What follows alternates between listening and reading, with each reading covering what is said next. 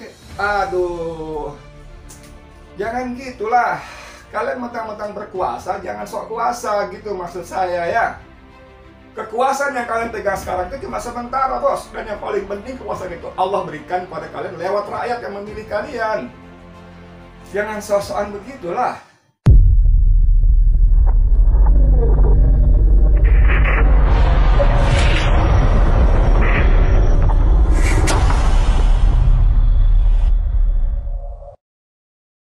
Assalamualaikum warahmatullahi wabarakatuh. Dengan saya Edi Mulyadi. Saudara sekalian, kemarin beredar berita, maksud saya beredar screenshot surat undangan dari Dirjen Kementerian Dalam Negeri yang mengundang seluruh Kesbangpol. Apa itu Kesbangpol ya? Nggak ngerti itu. Pemerintah, TNI, Polri khususnya itu hobi betul bikin tingkatan-tingkatan yang kita orang awam rakyat itu nggak ngerti. Tapi intinya Kesbangpol itu ditujukan, surat itu ditujukan pada Kesbangpol 34 provinsi.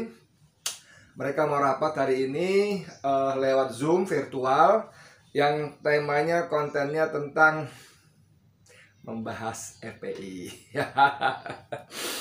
Ditandatangani oleh Imron. Imron itu ternyata Sesdirjen ya, Sesdirjen Dalam Negeri apalah gitu. Kontan itu menjadi viral dan komentarnya banyak sana sini, antara lain disebutkan pemerintah membahas FPI untuk dibubarkan. Makanya diundang Kesbangpol seluruh provinsi. Seperti biasa, tentu saja seperti biasa pemerintah akan membantah, dan bantahan resmi disampaikan oleh Kemendagri. Itu judulnya Kemendagri rapat internal soal FPI besok, bantah bahas pembubaran. Saya bacain aja dah biar nggak keluduk diri ya. Ini beritanya ada di Detik ya, nanti akan ditampilkan juga insya Allah. Kemendagri rapat internal soal FPI besok, maksudnya hari ini, bantah bahas pembubaran. Di sini disebutkan terkait rencana rapat besok sebenarnya adalah rapat internal kami. Bocor tapi undangannya. Dengan Badan Kesbangpol Provinsi yang rutin kita laksanakan untuk membahas isu-isu aktual di bidang politik dan pemerintahan umum. Salah satu isu aktual saat ini adalah terkait pertanyaan dari masyarakat terkait status keberadaan Ormas FPI, kata Sekretaris Direktur Jenderal Kemendagri Imron saat dihubungi hari Ahad kemarin. Imron mengatakan kayak begitu, pasti sudah seharusnya. Kita nggak rapat akan bubarkan FPI. Udahlah, itu kita paham. Walaupun nanti keputusannya tidak mustahil akan pembubaran. Karena apa? FPI sudah dicabut badan hukumnya, bukan dicabut, maksud saya FPI disebutkan tidak terdaftar.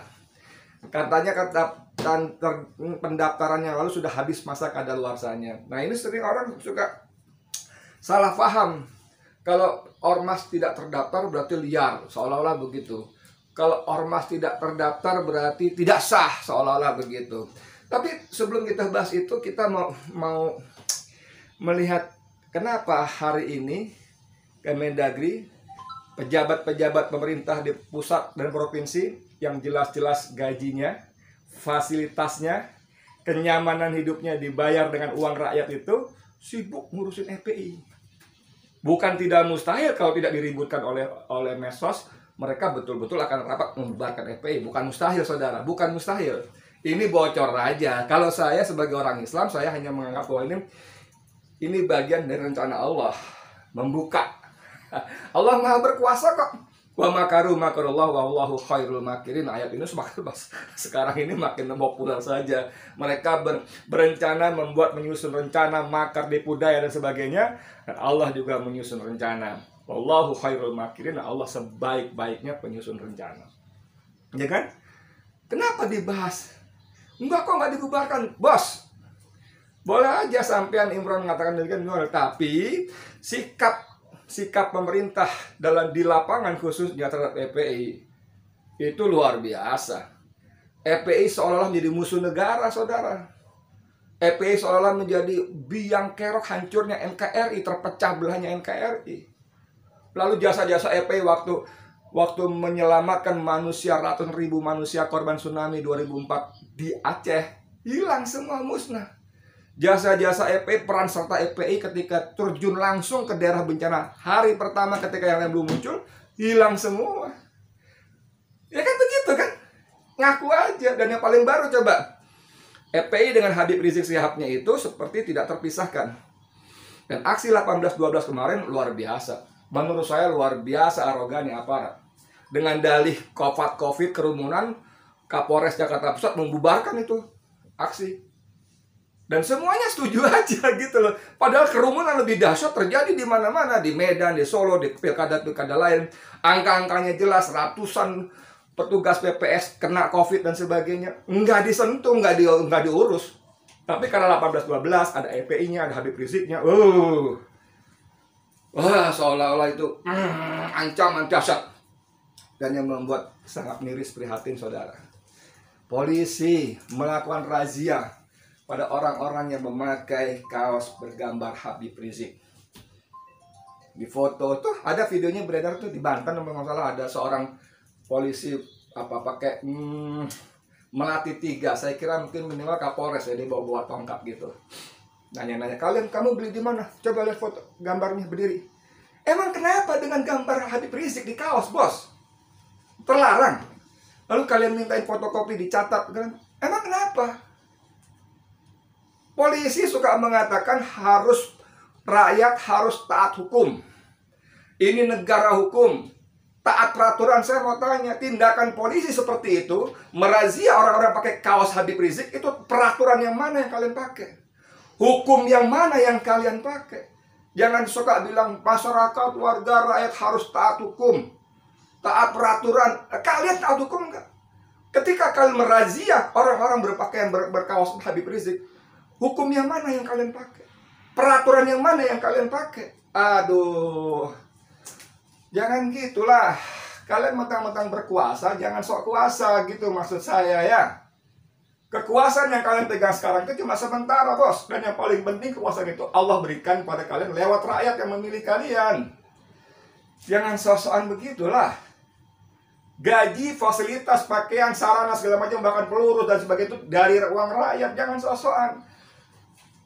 Kalian bilang rakyat harus patuh hukum, taat peraturan. Ketika polisi merazia kaos-kaos yang dipakai orang bergambar Habib Rizik, itu peraturan yang mana yang kalian pakai dasarnya? Hukum yang mana yang kalian pakai aturannya? Nggak ada. Nggak ada. Habib Rizik bukan penjahat. Satu, bukan penjahat.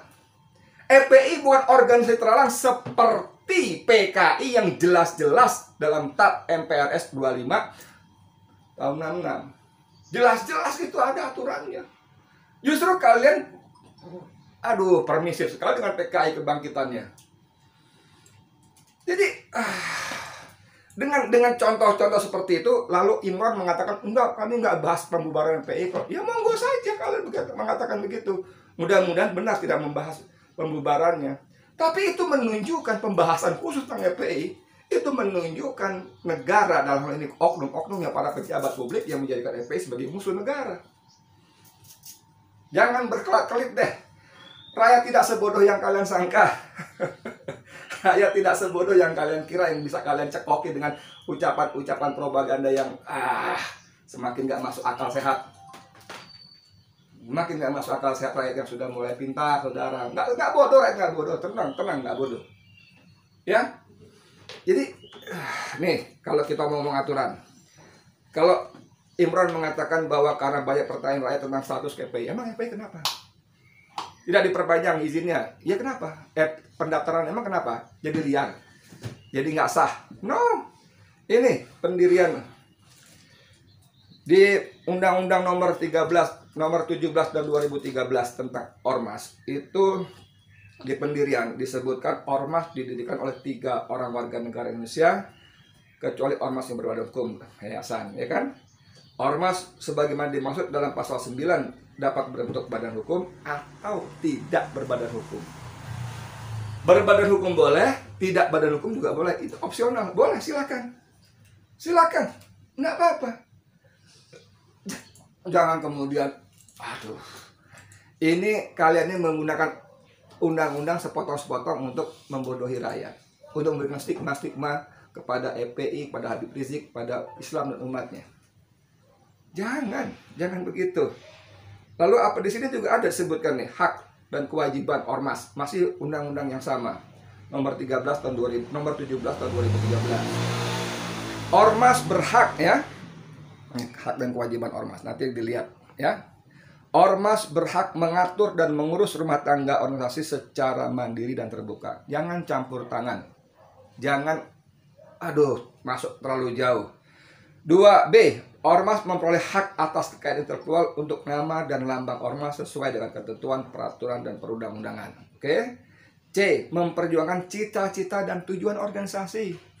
Jadi kalau FPI atau apapun ormas, dia punya kegiatan untuk memperjuangkan, mewujudkan cita-citanya, boleh. Sepanjang memang cita-cita itu tidak bertentangan dengan Pancasila.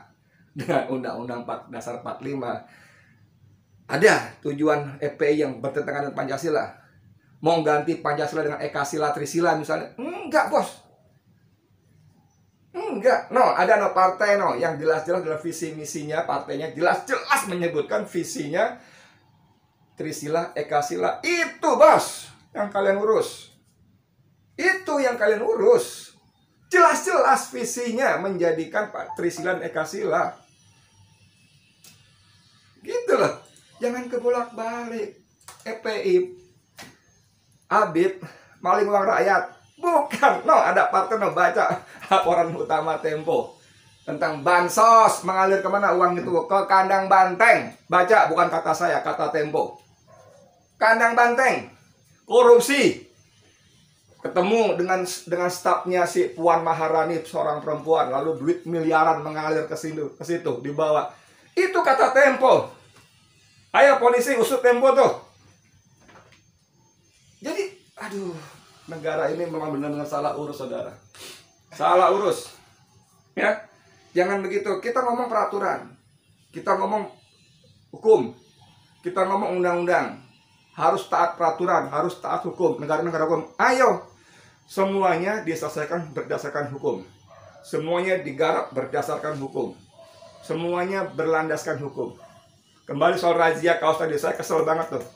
Salahnya apa orang pakai baju kaos gambar Habib Rizik? Salahnya apa, Pak Polisi? Peraturan mana, dasar hukum mana yang kalian pakai untuk merazia itu? Kalian catat nomor handphonenya, KTP-nya, kalian buka-buka isi handphonenya. Itu melanggar HAM. Melanggar mengayomi, melayani, melindungi. Mana? Jangan begitu, lihat itu. Ini berita ini. Imran menyebut Kemendagri ingin menyampaikan kepada Kesbangpol Provinsi bahwa hingga kini FPI tidak terdaftar sebagai ormas badan hukum di kementerian. Lalu kenapa kalau nggak terdaftar? Liar? Enggak kan? Terlarang? Enggak kan? Jangan sepotong-sepotong. Dengan demikian Imran ingin menyamakan persepsi antara pusat dan daerah bahwa FPI adalah kelompok masyarakat biasa, bukan ormas yang diakui secara badan hukum Indonesia. FPI itu kelompok ormas biasa, setuju. Mereka biasa saja. Kalau sekarang menjadi seperti besar, itu karena kalian menzalimi.